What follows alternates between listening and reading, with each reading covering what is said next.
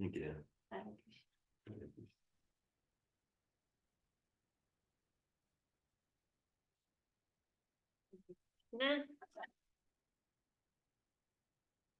Om Namo Bhagavate Vasudevaya.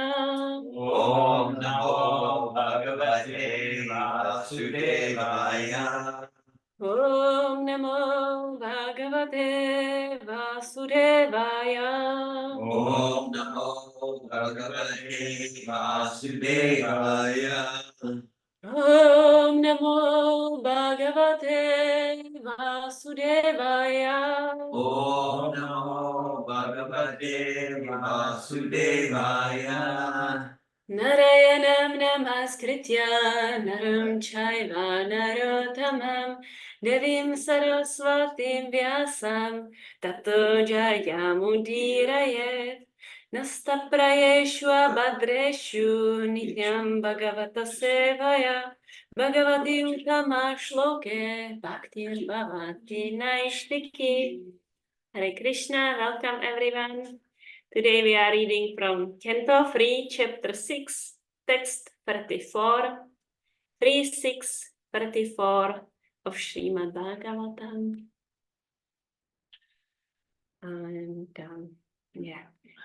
Ete varna swadharmena Ete varna swadharmena Yachanti svagurum harim Yajanti svagurum harim Shradhayatma vishuddhyartam Svadhyatma vishuddhyartam Yajjatah sahavritibi Yajjata sahavitivi Ete varna swadharmena Ete varna swadharmena Yajanti svagurum harim Yajanti svagurum harim Shradayanta vishuddhyartam Svadhyatma vishuddhyartam Yajjata sahavritibi Yajjata sahavitivi Ete varna swadharmena Ete varna swadharmena Yajanti svagurum harim Yajanti svagurum harim Shradhayatma vishuddhyartam Shradhayatma vishuddhyartam Yajjata sahavritibi Yajjata sahavitivi Ete varna swadharmena Ete varna swadharmena Yajanti svagurum harim Yajanti svagurum harim Shradhayatma vishuddhyartam Shradhayatma vishuddhyartam Yajjata sahavritibi Yajjata sahavitivi Ete varna swadharmena Ete varna swadharmena Yajanti svagurum harim Yajanti svagurum harim Shradhayatma vishuddhyartam Shradhayatma vishuddhyartam Yajjata sahavitivi Yajjata sahavritibi Ete varna swadharmena Ete varna swadharmena Yajanti svagurum harim Yajanti svagurum harim Shradhayatma vishuddhyatma Shradhayatma vishuddhyartam Yajjata sahavitivihi Yajjata sahavritibi Ete varna swadharmena Ete varna swadharmena Ti svagurum harim Yajanti svagurum harim Shradhayatma vishuddhyartam Shradhayatma vishuddhyartam Yajjata sahavitivi Yajjata sahavritibi. Anyone online would like to chant?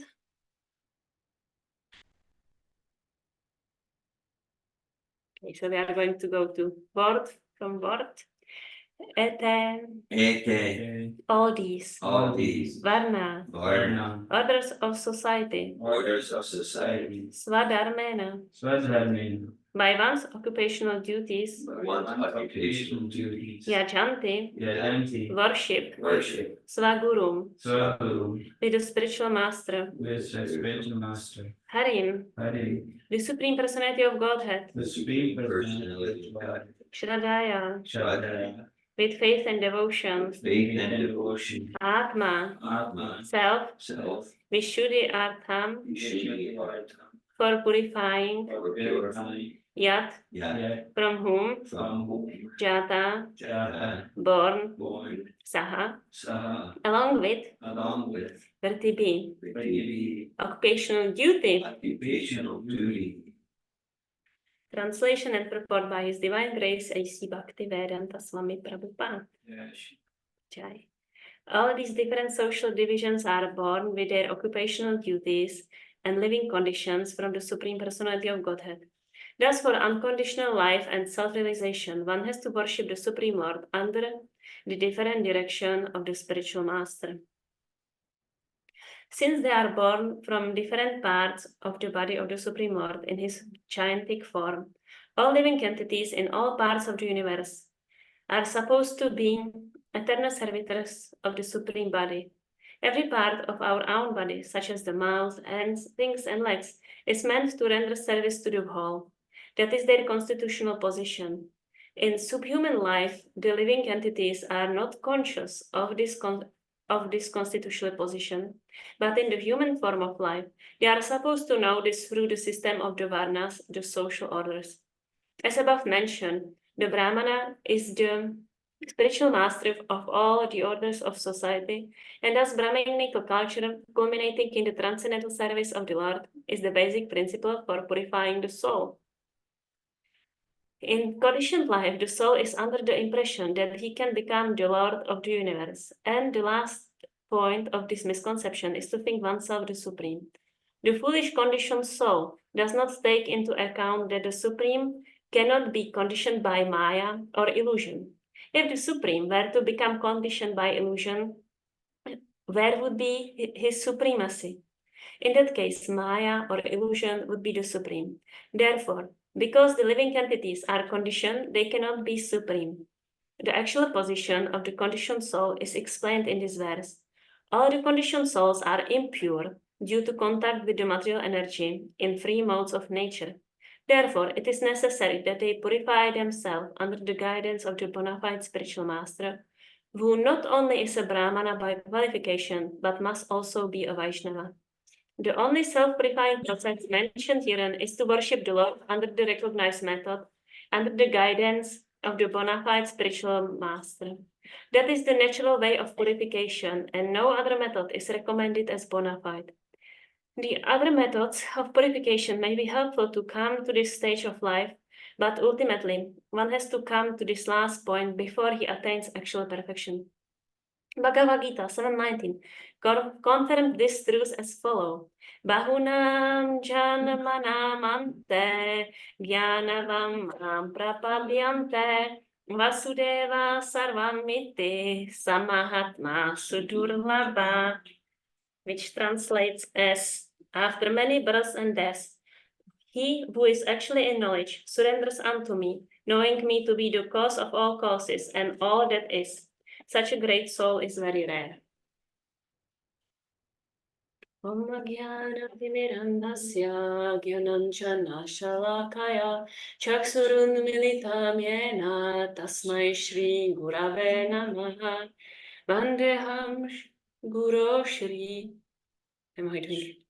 Shri Chaitanya Manobishtam Sapikami. Yena Bhutale Swayam Rupa Karamahayam Dadati Swapadantikam Vandeham Shri Guru Shri Shri Tapadakamalam Shri Guru Vaishnavam Scha Shri Rupam Sagrajatam Sahagana Raghunatam Vitantam Sajivam Sadvaitam Savadutam Parichana Sahitam Krishna Chaitanya Devam Shri Radha Krishna Padam Sahagana Lalita Shri Shagam Vitamscha He Krishna Karuna Sindho Dinabando Jagatpate Gopesha Gopika Kanta Radha Kanta Namostute Tapta Kanchana Gorangi Radhe Vrindavaneshwari Vrishabhanushute Devi Pranamami Hari Priye Vanchakalpatarubhyascha Kripasindhya evacha Patitanam Tavanebhyo Vaishnavebhyo Namo Namaha Jai Shri Krishna Chaitanya Prabhu Nityananda Shri Advaita Gadadara Srivasadi Gaura Bhakta Vrinda Hare Krishna Krishna Krishna Hare Hare Hare Rama Rama Rama Hare Hare Namo Vishnu Padaya Krishna Prestaya Bhutale Srimate Bhakti Vedanta Swami Niti Namine Namaste Saraswate Deve Gauravani Pracharine Nirvishesha Sunyavadi Pashatya Deshatarine.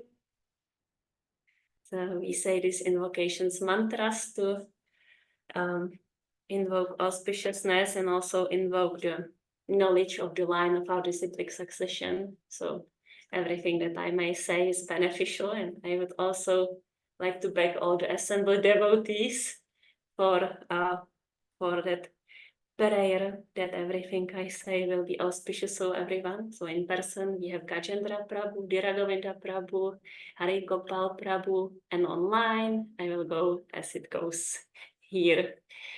Devon Prabhu, Bhakta Devon, Bhaktin Kelly, Bhakta George, Bhaktin Daniel, Garuda Prabhu, and Damayanti Prabhus, Bhakta Eze, Bhaktin Valerie, Mother Rukmini, and Bhaktin Kim. So please, everyone, pray that what you hear today will be transformative for your heart, and all the living entities assembled here, maybe even involuntarily. And yeah, so this verse that we are reading today and studying today is a summary. I would call it a summary of what we were like studying in past weeks, past verses, and that's how the different orders of the human society appears from Mahavishnu. Mahavishnu? Yes, please. Mahavishnu. I need some confirmations here. So, yeah, so everyone, like Shri Prabhupada explains in the purport, everyone in the society has their particular role. So we learned that the Shudras are like the legs of the Mahavishnu. I think it's not completely metaphorical, like they really do emanate from his legs, or they are like in the universal form, like part of his legs. So it's not like completely metaphorical, but also it's metaphorical, I think. I have not a full understanding of that. But they are coming from the legs of Mahavishnu, and they are like the base work that's like needed everywhere, and doesn't require much like education or knowledge. It's like a simple work needed everywhere, like legs. Without them we cannot go anywhere. And then there is the belly, and that's Vaishyas, which makes sense. They are like in the agriculture field, agriculture, money, dealing with finances. They are like the production. This the class that produce, so it fills the belly. And then there are hands. Hands are Kshatriyas, and they protect. So, and the head, Brahmanas. Head is for thinking. So that's and they have all their different psychophysical nature and all different qualities and qualifications. Actually, to be part of one of the order in the Varnashram is by qualification. So by the qualification, we can estimate who belongs where. Good news are that we don't belong anywhere. So it's not very difficult to assess. It's not very difficult to assess ourselves, of course. And we it's like the second half of this purport, because we are like kind of taking the shower, right? We are taking the shower, so yeah, we are in the process of belonging somewhere. Sometimes like like, oh yeah, I'm dirty, but I'm taking a shower. So don't blame me for being dirty. I'm working on it, sort of thing. So, but from I can speak for myself. From my background, I know I don't belong anywhere in these 4 social orders because I don't acquire a qualification of any of those 4. So the qualification of the Shudra is that they don't steal. So I stolen things in my life, so I don't qualify there. So yeah, we have like the outcast orders, like the Chandalas, meat eaters who eat dogs and goats. I don't qualify there. I eat cows. So that as we will continue through that report, we get to raise our consciousness to the higher social orders or completely transcend them in the Vaishnavism. So, and Shah Prabhupada describes it's like same, like we can look at it like the parts of our body, right? Like the mouth or the brain or the kidneys or bladder, and everyone is cooperating in the whole. So in Czech Republic, because I grew up like in the post-communistic times, I would say. I was born 2 years before the Iron Well fall. And all our fairy tales were this like utopic, communistic, it was like, it was like the fairy tales were like the people are like, ruling themselves and everyone is contributing to the society selflessly, and then maybe there is some bad guy who doesn't, and, there is like a situation how it gets rectified. But I grew up, I grew up with that, and it was because it was already like I grew up mostly after it really was like that utopian feel of the beauty when everyone is like contributing, and that's and it was so beautiful to find out that's how it's meant to be, because I grew up with like it's fairy tales, and when you try to practically apply it, it's misery, right? Because it was really miserable when it was like artificially imposed on the people of Kali Yuga.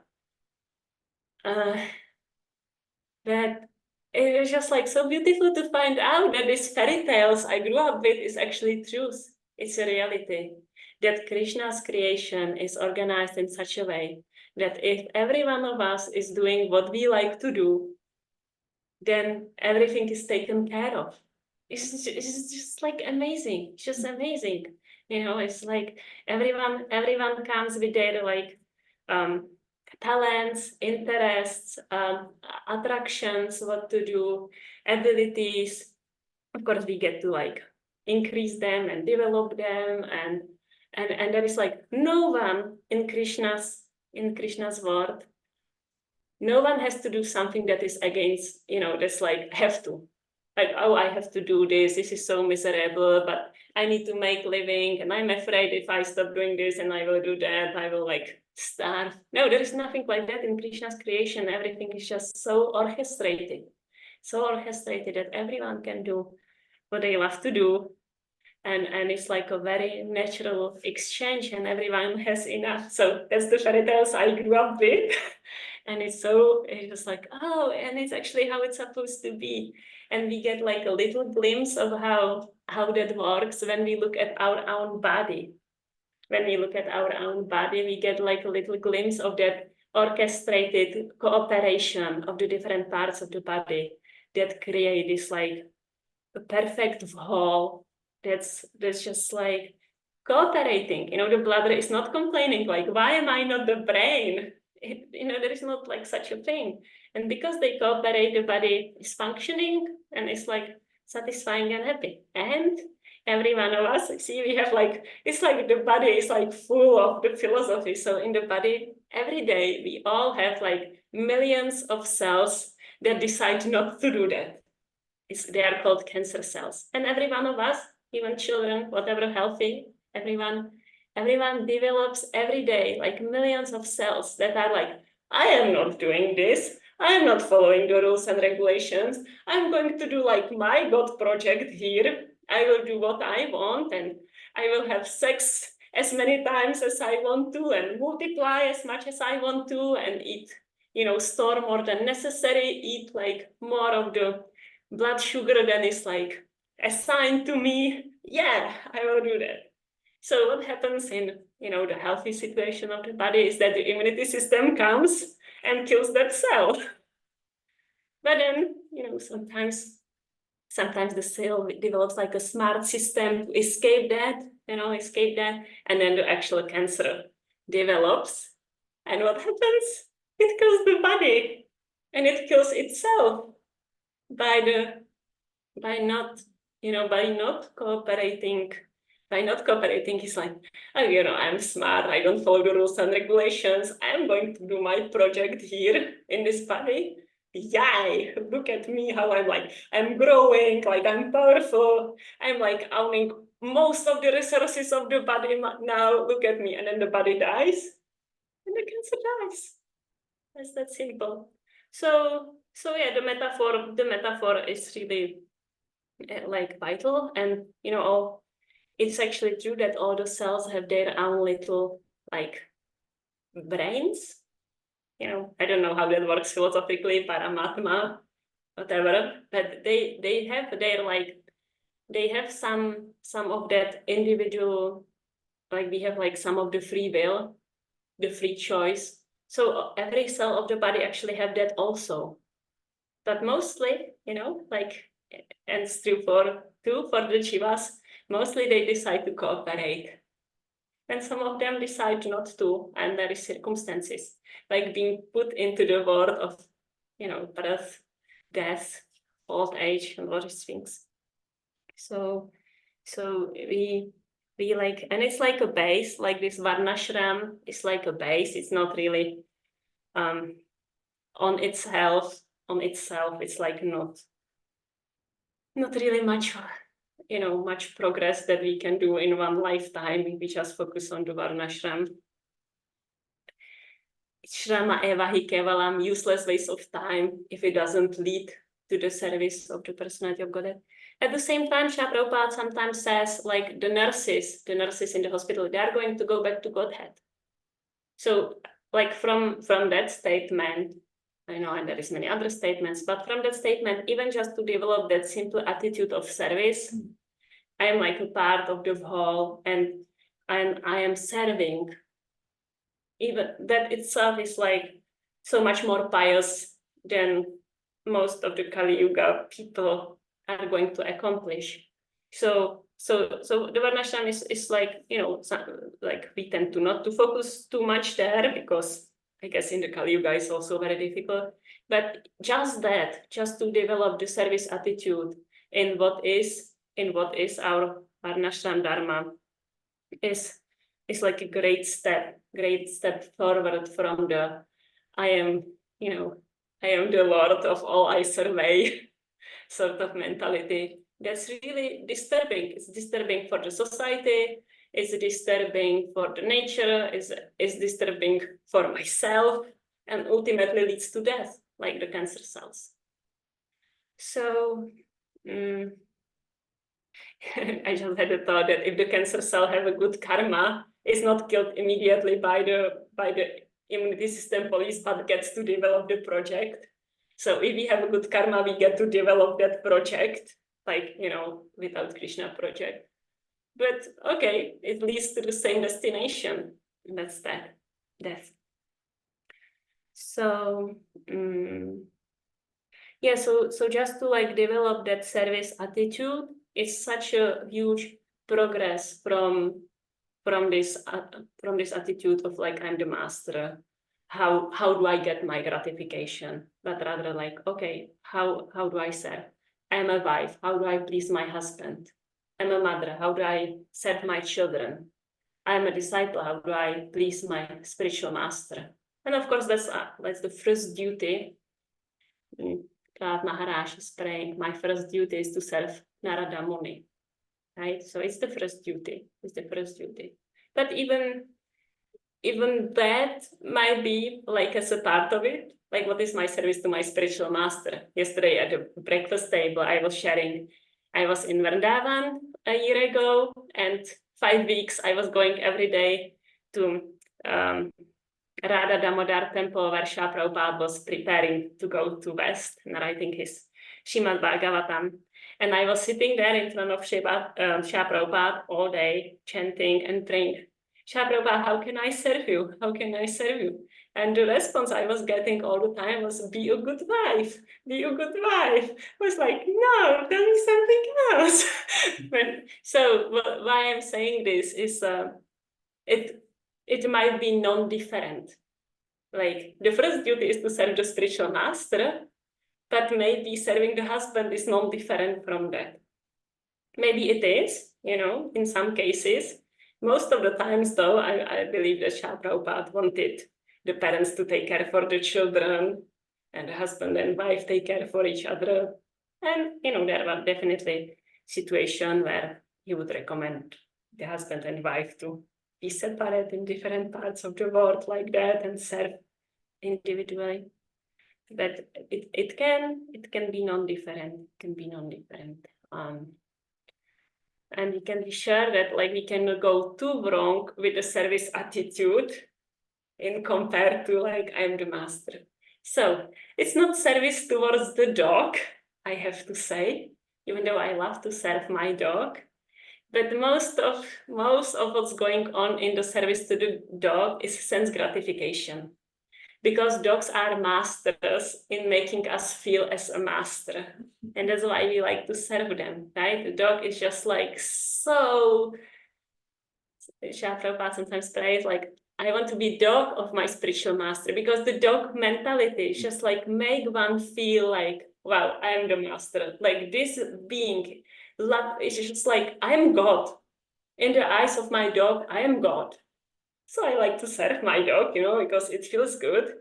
But the service mentality to the dog is usually, I'm not saying always, but usually based on this gives me a really high sense of sense gratification because I'm God. When it comes to cats, it's different. Cats don't give people the feeling they are gods. Cats give the feeling, I am God and you serve me. So, I don't know how it goes there, but it's okay. It's not service to anything. That's what I'm saying. We are going to serve, and some of the service is obviously going to bring us closer to Krishna, at least on the ladder of the Varnashram. And some service might bring us farther away because it's actually a hidden, there hides our need to gratify our, I am the master. Right? The president, Srila Prabhupada sometimes speaks about the president. The president is I'm going to serve you, vote for me, I'm going to serve you. But oftentimes, it's not a real service mentality. So we need to distinguish the two. Or distinguish the two. Okay, so, and then of course, getting there, we are really, the first duty is to serve the spiritual master, self-Krishna, self the spiritual master. The only self-purifying process mentioned herein is to worship the Lord under the recognized method, under the guidance of the bona fide spiritual master. So, that's the real shower, so it's I would say maybe the nurses in the hospital, they are maybe having the wet papers. I don't know how is it called. You have a little wet papers and you can rub your hands with it and kind of, oh, I guess I'm clean, but it's not really clean. It's cleaner, but this process of surrendering to the bona fide spiritual master and following his instruction is a real shower. You get lots of hot water and some soap and it's and a brush. So it's a real powerful cleansing process that actually really works, and that's what can purify us from all the varnashram, even all the modes of nature. It does relate, we are covered by the different modes of material nature. So the Shudras are more in the mode of tamas, the Vaishyas it's like tamas raja mixture, kshatriyas raja, the brahmanas sattva. So depending on the level of that covering, we are like more or less dirty, but we are dirty. Even in the material world, we can imagine, like more or less dirty, what it might mean. And according to the level of the dirt, the spirit soul is shining more through or not. Just 2 nights ago, we had with Bhakti or Oasis at the Srimad Bhagavatam evening readings, we had this discussion about really the level of shining through the purity. So Srila Prabhupada says about his disciples that they regain the luster. And I have seen, even in my short devotional career, I've seen this so many times. People starting to practice Krishna consciousness and starting to shine. It's so beautiful. So it's visible, like this cleansing process is like visible even to the mundane eyes, that there is like cleansing happening and the spirit soul is shining through more and more by even visible and by the clarity of realizations, what to do, what not to do. And so, yeah, to the degree that we are covered, then we really have not much choice, free will, possibilities to like act independently, possibilities not to hurt others. Like Arjuna is asking Krishna in Bhagavad Gita, Krishna, how comes that someone is like forced to act as if against their own will? And Krishna says, it's lust only, Arjuna. So, and that's the levels of the lust. It's like the levels of the covering. And Krishna goes on explaining how the embryo is covered by the womb, completely invisible, that's tamas, or the mirror is covered by dust, that's rajas, or the fire is covered by smoke, so that's sattva. So in the same way, the living entities are covered by different degrees of this lust. And Arjuna says, and it feels like we are forced to act against our own will. And the more of the tamas, it doesn't even feel like forced to act against our will, but it's just like, oh, I'm doing these things, like, I don't know, raping others and exploiting and eating cows, and it feels good. I want to do it. It's not against my will. So it's like a really depth of the covering. And then if the covering like is a little washed, then you can see, wow, like I'm doing so much harm against my will. So, so the purification. Let's come to the purification because that's exciting. It's really a process that's working. And actually, you know what? We have like quite a special week this week, like with Nityananda appearance. And actually, yesterday, Narottama thakur appearance, which is today in Czech Republic.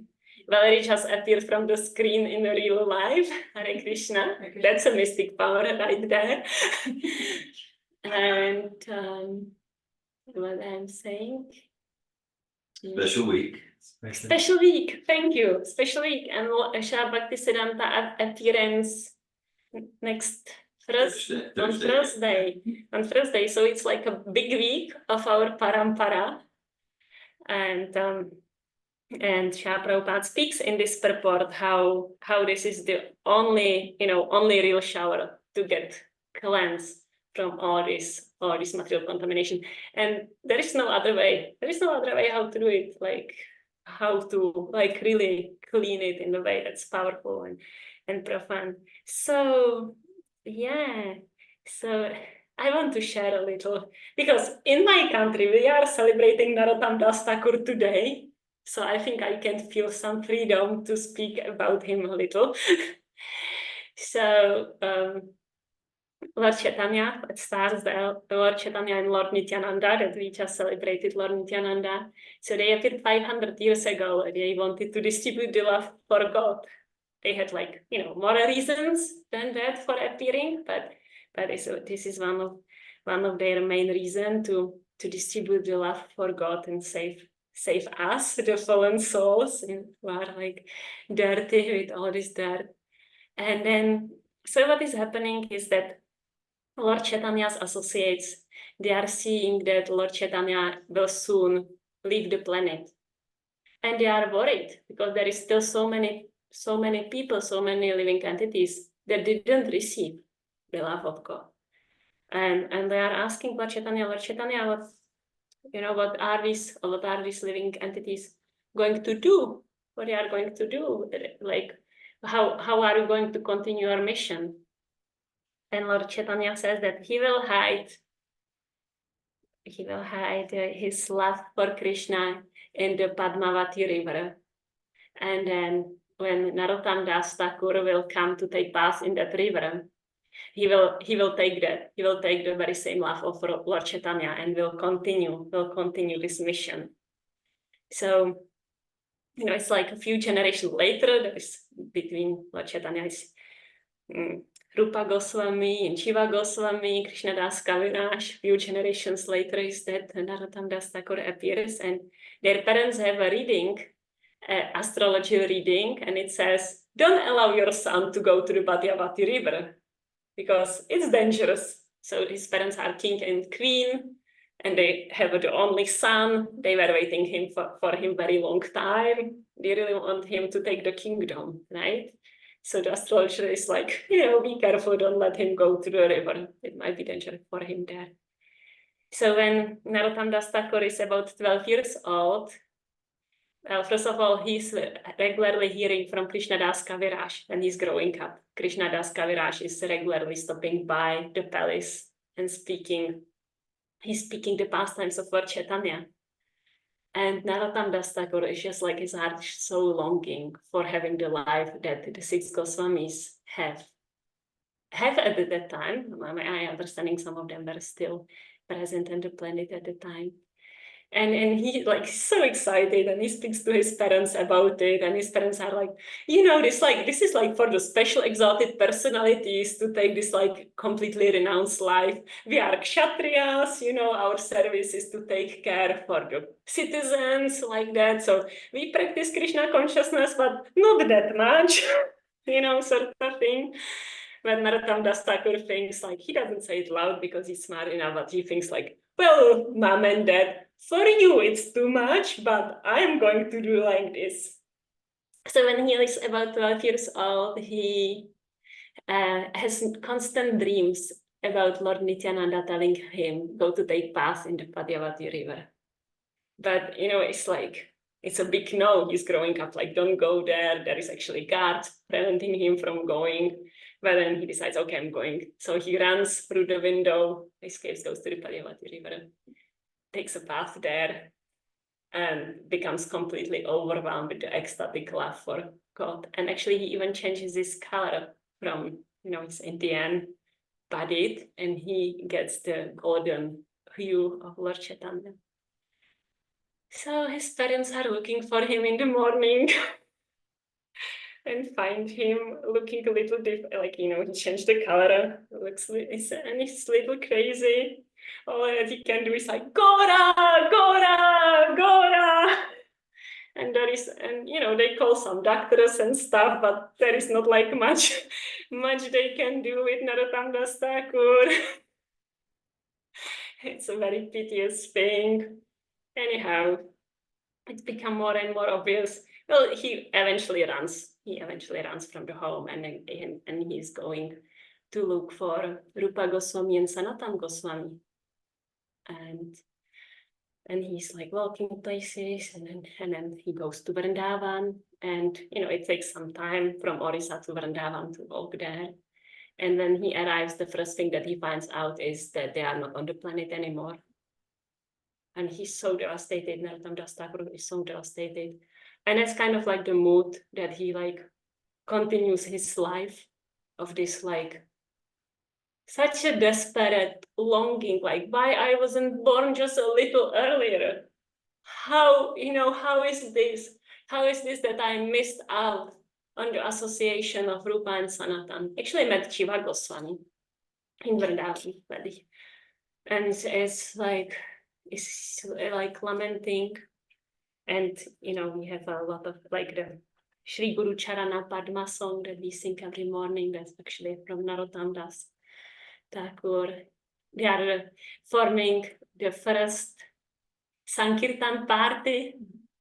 So this name Srinivas Thakur and Narottama Das Thakur, they transcribed the books of the 6 Goswamis, and they are taking them back to Orissa. The books get stolen when they arrive to Orissa. And The first book distribution party. the first book distribution party, yes, that's where our book distribution parampara comes. And yeah, and it's like such a life of surrender. Like Narottama Das Thakur was really happy in Vrindavan with Jiva Goswami and with all the other saintly personalities, but Lokanath Das Thakur orders him, and Jiva Goswami orders them, no, you go and you take these books and you distribute them. And so it's like, a heartbreaking thing. And they surrender, like so many of the disciples of Srila Prabhupada would like surrender. Like they would go on the train, right? The train through, for example, Germany. And Prabhupada be like, you get off here and start a temple. So, it's a heartbreaking, this separation.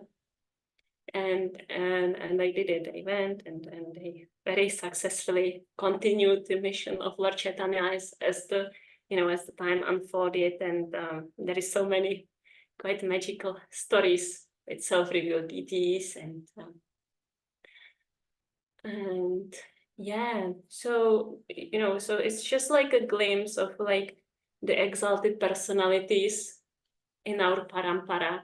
They are really not a single one of them is like an ordinary human being or something like that. I wanted to read to you a translation of one of Narottama Das Thakur's songs, Ye Anilo Prema Dana, because that kind of shows the mood in which Narottama Das Thakur was absorbed in his life. He who brought the treasure of divine love and who was filled with compassion and mercy, where is such a personality as Srinivas Acharya gone? Where are my Swarup Damodar and Rupa Goswami? Where is Sanatan? Where is Raghunath Das, the savior of the fallen? Where are my Raghunatha Bhata and Gopala Bhata? And where is Krishna Das Kaviraj? Where did Lord Gauranga, the great dancer, suddenly go? I will smash my head against the rock and enter into the fire. Where will I find Lord Gauranga, the reservoir of all wonderful qualities? Being unable to obtain the association of Lord Gauranga, accompanied by all of these devotees in whose association he performed his pastimes, Narottama Das simply weeps.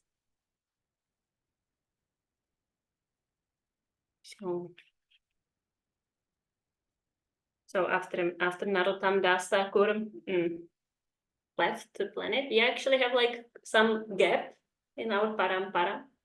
Like the Krishna consciousness movement was revived by Lord Chaitanya and followed, I don't have the exact years, but like followed, a little after with Sanatan and Rupa Goswami and Narottama Das and Srinivas Thakur. And then we have like a gap. And then it's like kind of again revived by Bhaktivinoda Thakur. So Narottama Das Thakur is a spiritual grandfather of Jagannath Das Babaji, and that's true. And then between Narottama Das Thakur and Jagannath Das Babaji is Vishwanath Chakravarti Thakur. So you can find all these names at the end of the introduction of Bhagavad Gita, and so this like Narottama Das Thakur and Vishwanath Chakravarti and Vishwanath Chakravarti and Jagannath Das Babaji is like in our line where the devotees actually, the guru and disciple actually didn't meet physically like that. So it's important for us in some significant ways as a precept of like all different possibilities, how that can go. And yeah, and then Bhaktivinoda Thakur, and then Shri Bhaktisiddhanta Saraswati, who we are going to celebrate on Thursday. So, Krishna says in Bhagavad Gita, Tadviri prani patena pariprashnena sevaya uparekshanti te jnanam jnanina tattvadarshina. Just try to learn the truth by approaching the spiritual master. Inquire from him submissively and render service unto him. Such realized soul can impart knowledge unto you because he has seen the truth. So that's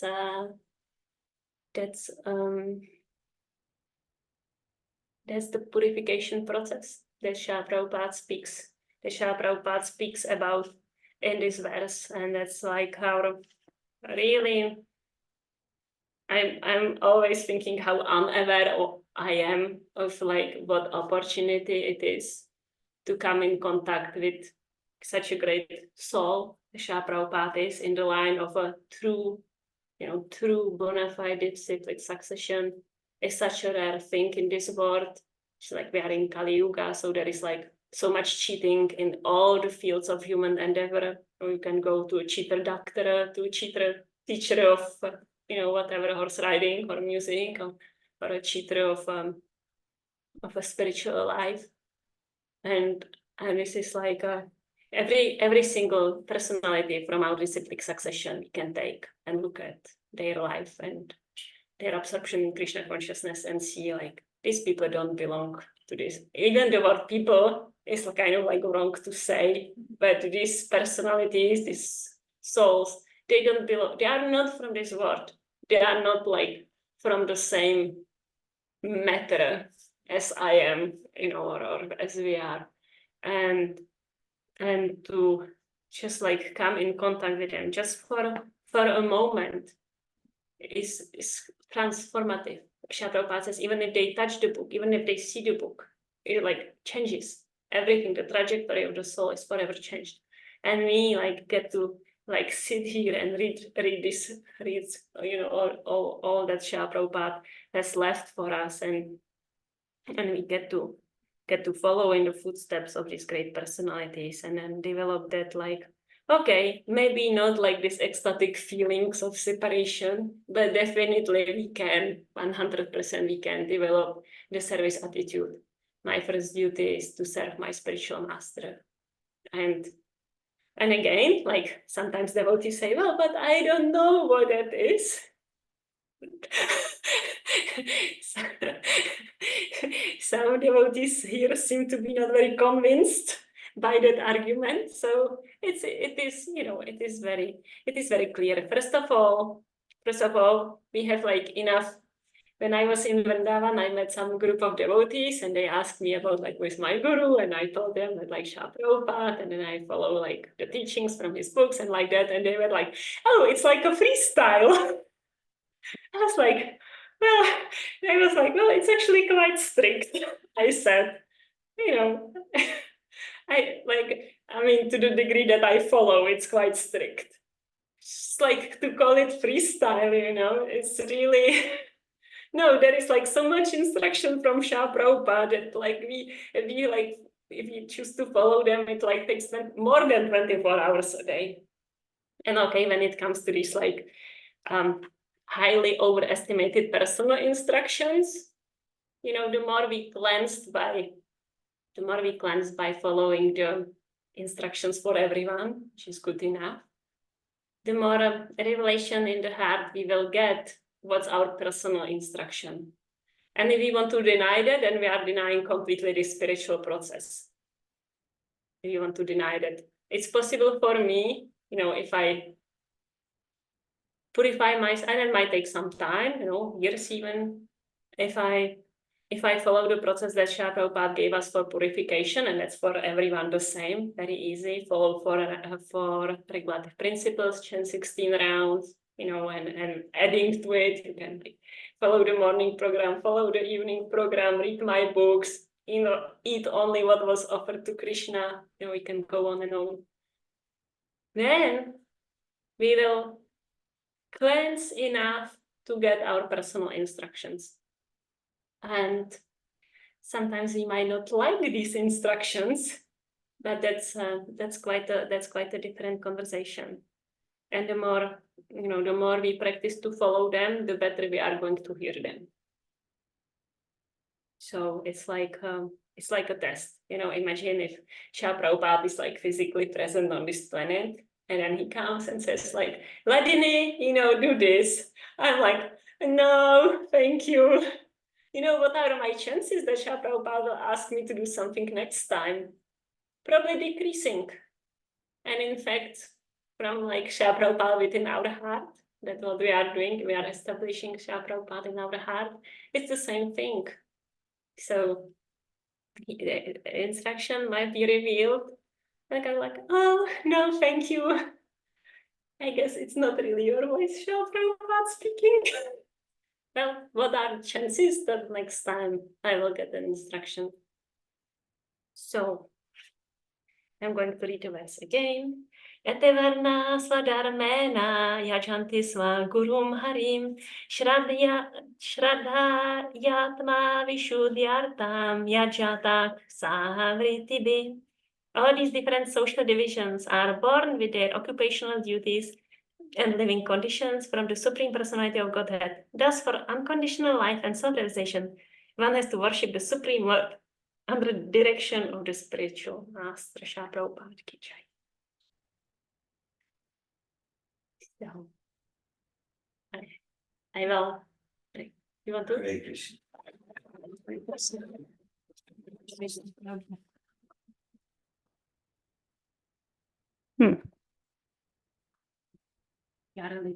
Did you want to say something? I'm sorry. Glad to see you. Okay, I welcome comments, questions, philosophical corrections, all sorts of things like that. I want to say that the Narottama Thakur story is from biography of Narottama Thakur. That's not written by Srila Prabhupada. So. Well, I appreciated your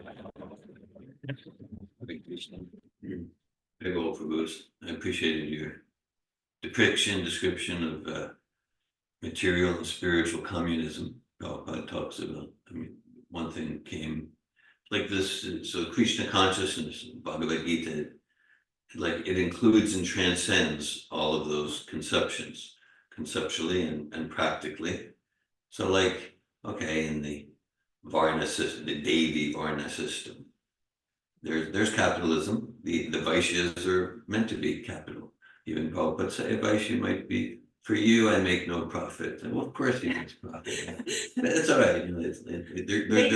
They can cheat a little. They're meant to make profit. They're not in the role of Brahmin. And then, of course, there's the communism. Prabhupada often talks with Professor Katowski in Russia. And so Prabhupada says, so what's the difference that you okay, so you have Lenin in the center, big statue that got toppled, and then okay, so we have Krishna. So of course there's a big difference. So like the whole material communism idea, it's a good idea. It works great as long as no one in the society has any propensity for greed, envy, or jealousy, or lust. So as long as no one has any propensity for any of those qualities, then it's like heavenly. Except we notice that.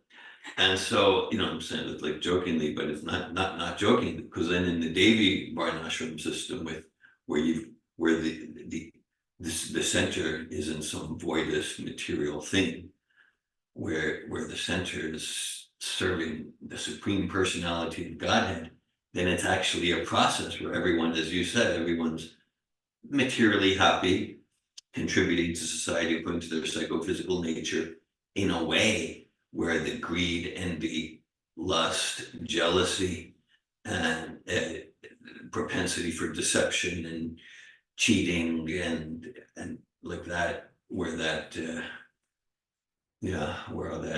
naturally gets purified out, purified, and then we come to higher modes. So just Yeah, so that's one among several aspects of your class that moved me. Hare Krishna. Hare Krishna. Thank you for sharing, Govinda Prabhu. Yes, I appreciate that the communism doesn't really work when we have the people who are not in that pure service attitude. Yeah. Yeah. That's how that was practically tested.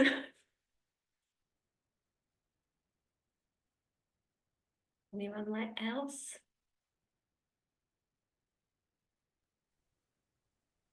Hare Krishna. Tim It's Kim. Kim. Thank you for class. Yeah, thank you for class. Can you hear me okay? Yes. Can you hear me? Yes. Okay, I have a bad connection. Oh, I just wanted to thank you. I wanted to thank you. It was a great class.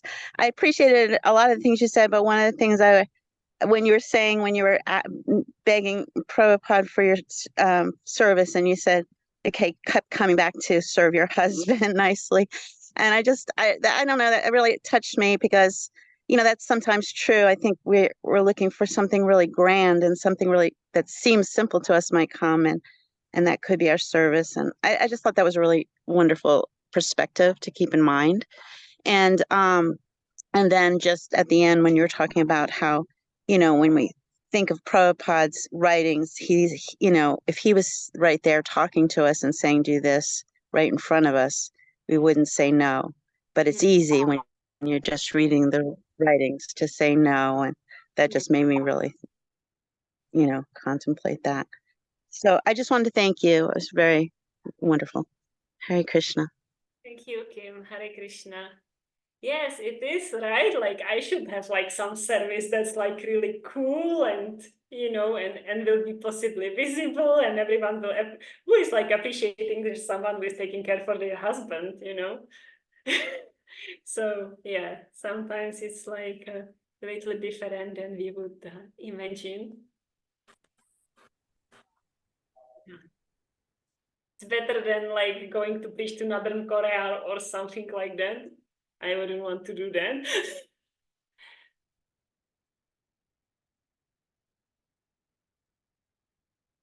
All right. Well, patient.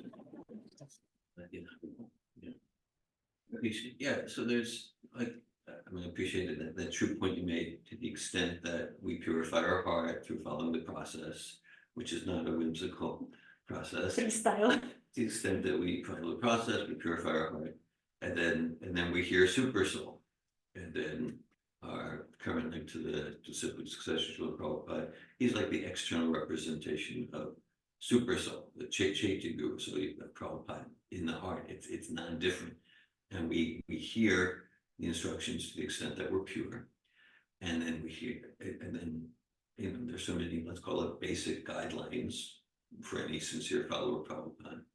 And then there's what's my personal service. And so that's all true. When we get pure, we get inspiration. At the same time, we like to make this point, like how can I serve you? At the same time, Prabhupada, Krishna, Lord Chaitanya, they're Srila Narottama thakur, they're also looking at us like how are you inspired to serve my movement? And if we say, well, but I don't know how, it's just like, if we just took like half an hour, we could make like 100, we could list 100 personal services. If we took 2 hours, if we took a day, we could list 1,000 personal services that we could step into, that we could embrace if we choose, and that would make Srila Prabhupada happy. Would be okay, yeah, okay, I'm going to host at least 100 home programs in the next year. I'm going to dedicate myself to make North Florida Krishna conscious, or any area of the world. I'm going to dedicate myself to Harinam Sankirtan at least twice a week for the next 2 years. I'm going to dedicate myself to establish prasadam restaurants in these 4 cities. I mean, these are just all services that obviously Krishna is happy with, Lord Chaitanya is happy with. We could expand the list, but what's my personal service? There's that to the extent that that's like, I really want to hear. And to what extent is it an escape from like, choose something on the list of 10,000 services or choose 5 of them. So it's a relationship. Dr. Eze has his hand up. Hare Krishna. Can you hear me? Yes. Yeah, so on the, first of all, I'm driving, I'm trying to manifest my mystic power also. Yeah, what you were just sharing, dear, reminds me of, I don't know all the details, so feel free to correct me, but in the early days, there was only the clay mridangas. Yeah. And one devotee commented on how, I think he was like asking Prabhupada what his service was, and then Prabhupada asked him, well, what do you want to do? He said, well, these clay mridangas, they're so fragile, if you drop them, they break. But if we had them out of fiberglass or whatever, then they would last longer. And Prabhupada said, okay, well, then that's your service. You can do that. And that's how the fiberglass mridangas, like the ones that are at your home, came around. Thanks for that. I see that as an ideal example of this principle. And that devotee, Ishan Das, and I heard that story personally. Rupanuga Prabhu, who till a few days ago lived right down the block. He was visiting me here. This is Rupanuga Prabhu from 1966, and he was here in my home office. And he personally told that story. I think it's from like New York, 1967 or 68. Thanks. That's a perfect, yeah. And Ishan, from what I hear from Rupanuga, was very surprised because he said, how do you want me to serve you? And Prabhupada was like, that's not how it works. How are you inspired to serve? And thanks for sharing that example. Thanks for sharing that. Hare Krishna. And then I had a question, Hladini. Can you say at some point in the early mid part of the class you were talking about serving dog, but you God. Can you repeat that part? I didn't quite grasp the point that you were making. Hare Krishna. Hare Krishna. Well, I am appreciating this discussion for sure. And yeah, it's a little like disheartening to hear all these points. But yeah, okay. So, well, like I think I wanted to make the point that like we are always going to serve.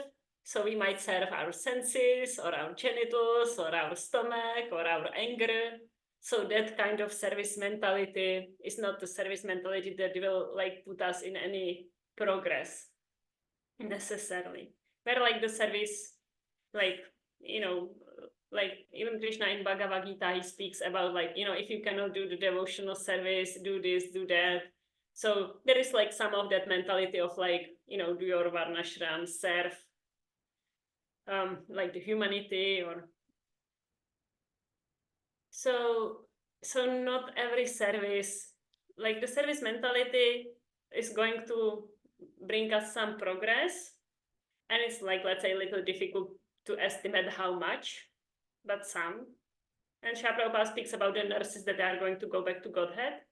And I think Mother Malini shared with me that she's reading the 11th canto, and there is a lot about like Krishna speaking to Uddhava and saying like different things like this, like kind of like simple service that doesn't necessarily include like service to Krishna or the spiritual master and leads the people back to home. So, but it's not like that any service. So I made an example of the service to the dog, which, you know, it's just a speculation really, but speculation based on the principles that if my service is based on I want to get some gratification out of this, then it's not a real service. Like, it's not that service attitude that will bring us to the progress. And with the dog people, and I have a dog, I love my dog, you know, all that. With the dog people, it's often the case because the gratification is so high with feeling from the dog, like, you are God, you know, my dog treats me as if I was God. It feels good, you know, so I have a dog.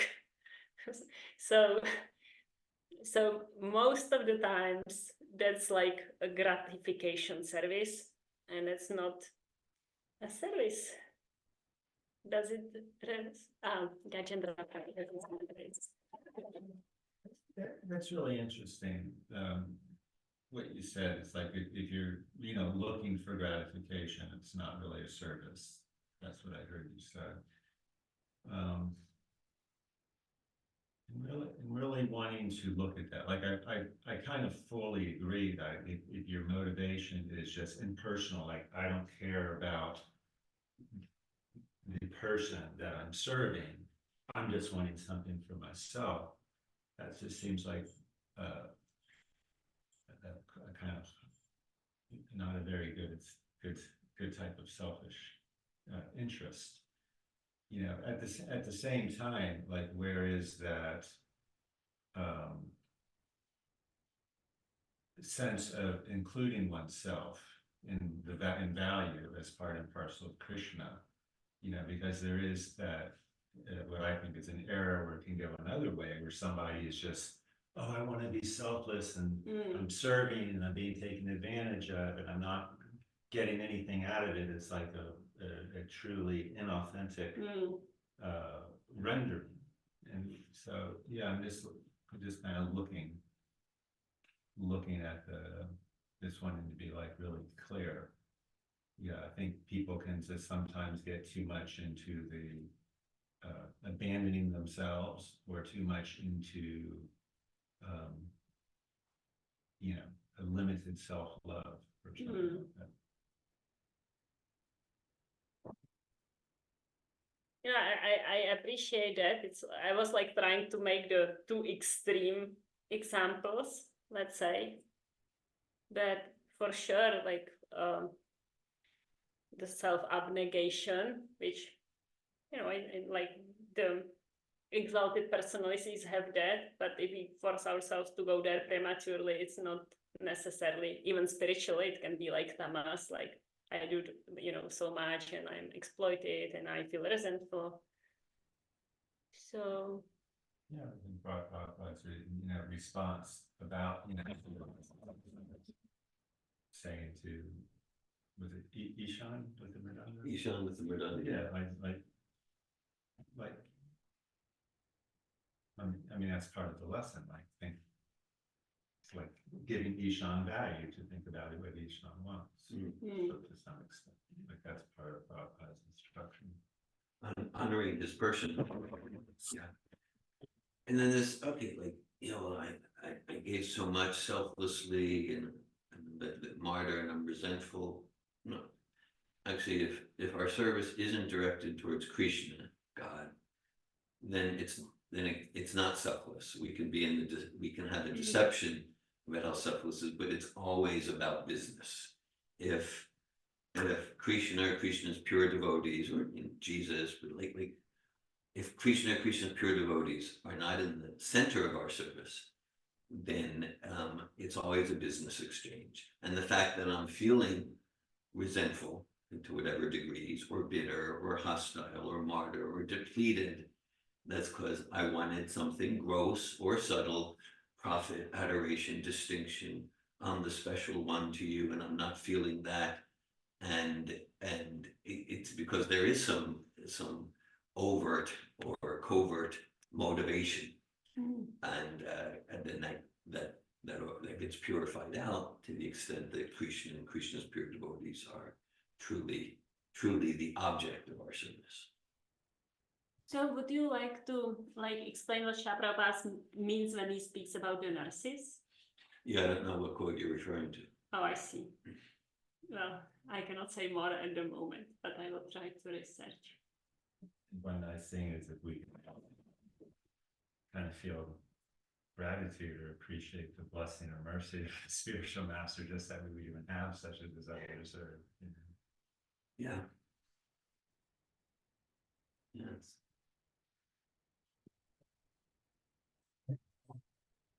It's a blessing. We even have some spark of desire to direct, because we're going to serve. I quote Bob Dylan sometimes, you're going to serve someone, and he gets it right. You're going to serve God, you're going to serve Mammon, we're going to serve Krishna or some form of Maya. And so sometimes we hear like, yeah, well, I'll I'll serve when I get the mercy. After that?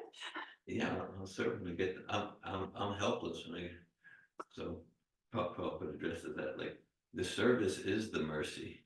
That's the lifeline. So the opportunity to chant Hare Krishna, chanting Hare Krishna, chanting the names of God, it's a prayer. Oh, my dear Lord Krishna, please engage me in your service. And it's the answer to the prayer, because the fundamental foundational service is Shravanam Kirtan, hearing and chanting. And so the service, whatever the service, to read Prabhupada's books, to share Bhagavad Gita within our profession, to whatever the service, that's the mercy. It's like the mercy is all pervasive. So we can try to hide under the covers, like, oh, of course, when the sun comes, it's about to what extent each moment of our life are we embracing the mercy, which is the opportunity for service in very dynamic ways, to abundantly. Nitya Gopal Prabhu. Hare Krishna Prabhu. Thank you, Mataji, for the wonderful discussion in the class. Hare Krishna.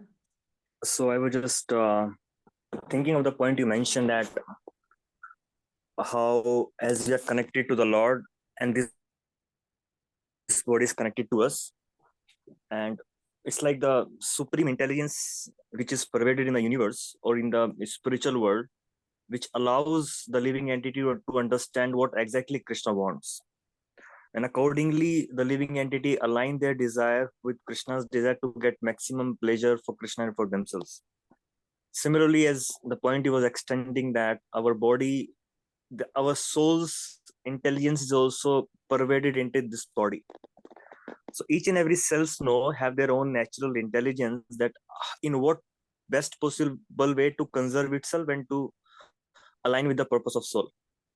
I just wanted to make this distinction between the supreme spiritual consciousness which is pervaded in the universe, in the spiritual universes, and which is pervaded in this entire body.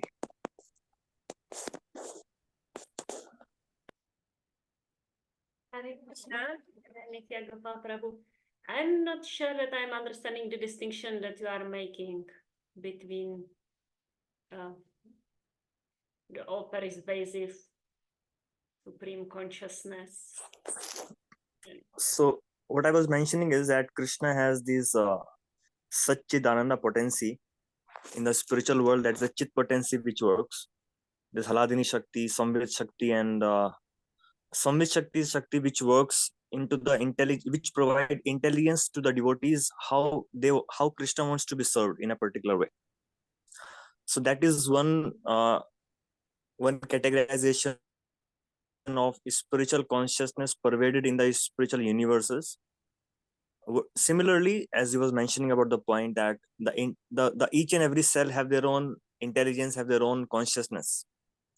So that consciousness, that intelligence is being borrowed from the spiritual being, as I'm sitting as a spiritual being in this body. So naturally, if we don't distort that by our own mind, naturally each and every cell knows what is best for the spiritual being to sustain in this body and how to align itself for the purpose of a spiritual being existence in this body.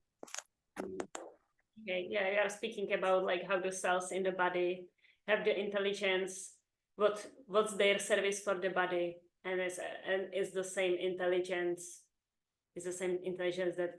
that we get, like the Paramatma intelligence, or the Sandini intelligence. Yeah, thank you for that. Yeah, it's Hladini, Samvit, Sandini. So I think it's Samvit Shakti which works as intelligence Shakti for Krishna in the spiritual world. yeah. Hare Krishna. Thank you. Yes, it's yeah. I was sharing that the cells have their own brain. That of course is like the Paramatma, but yeah. Okay, thank you. I appreciate it, because it was my question about how that works. So it seems that we are like touching on that response, that the knowledge of the body and each of the cell in the body is coming.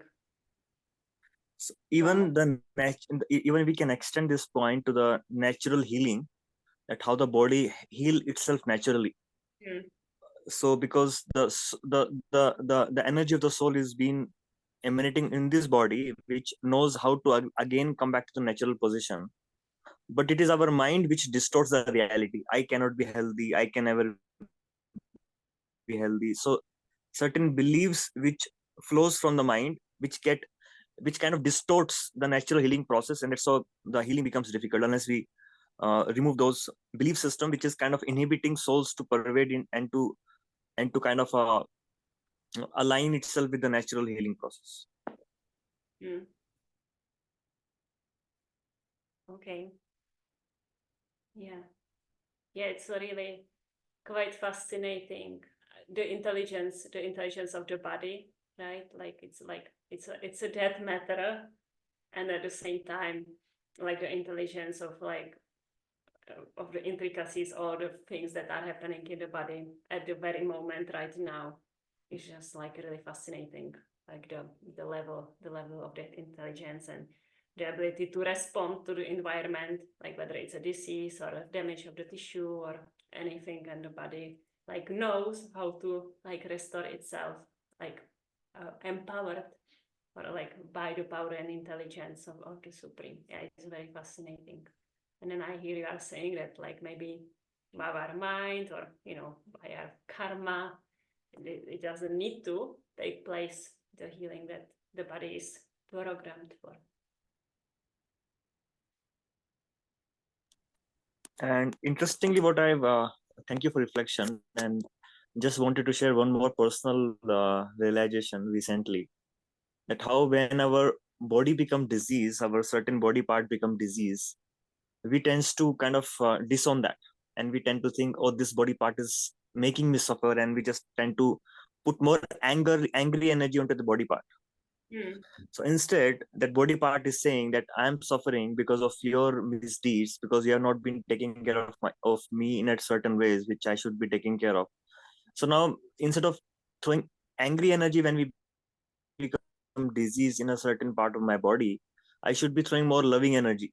I should be putting more care, more care, more loving energy, so that that body part will receive the required energy from the soul, which will also expedite its healing process.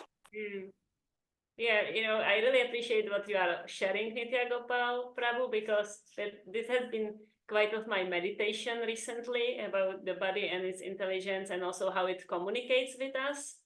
It's so all this, like, it can first start with the pain, maybe some pain or some sensation that's uncomfortable or itching. And then if we don't pay attention to that, it develops in some further disease. And it's really like in the car, we have the analogy with the emotions, but it works for the physical body as well. Like when we are driving the car and there appear the little signs of like, the engine or the sign of the brake or something, the car is communicating with us, and then we can go to the car service and have it fixed before it completely breaks, or we can just like pretend it's not, put the duct tape over the light and be like, oh, I guess I fixed it. So yeah, the body really has like this full system of communication with the driver of the car. That's us, and like kind of saying like, okay, I need this, I need that, and yeah. So it's interesting that you are sharing this realization, because I've been thinking about it a lot. And yeah, I'm not very good at taking care of my car. And so think of the body as a car, like a metro is not so supportive of me to take care for the body, but to like really see it like, yeah, it's communicating. Krishna is like, Krishna's nature is so perfect. He like gives us these bodies, and the bodies have like a system of communicating with us, right? Of the needs, like hungry, or ate too much, or slept too much.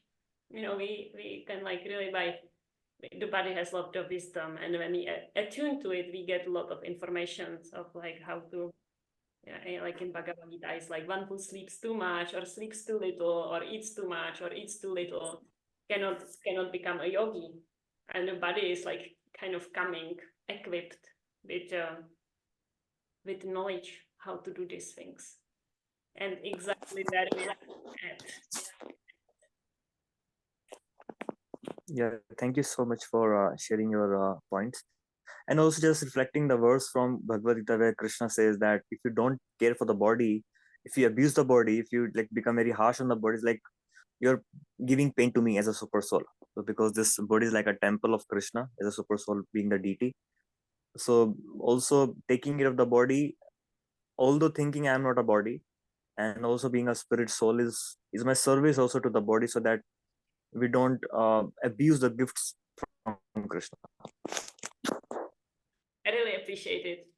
It's also like this body is like a precious, like we get a car, so this is like the best car we could get. You know, it's not like a tree body or a dog body.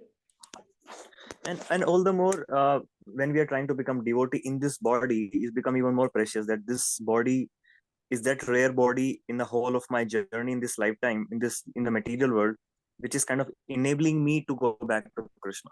So Yeah. all as a devotee, all the more practicing devotee, it becomes all the more important to not abuse the body and to understand its limitations and accordingly take care of it. Hare Krishna.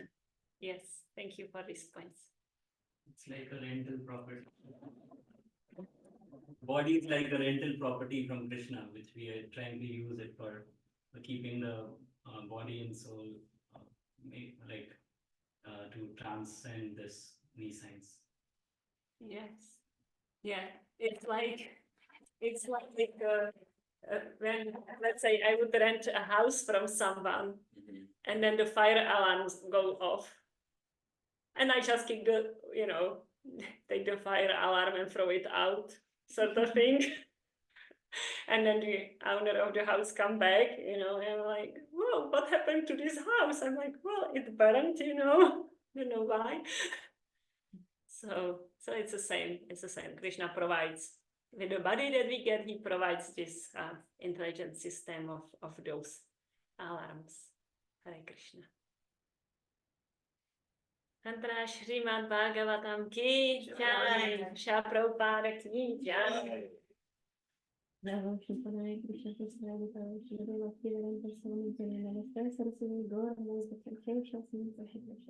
Krishna. Hare Krishna. Thank you. Hare Krishna. Thank you. Bye. Shakti for good.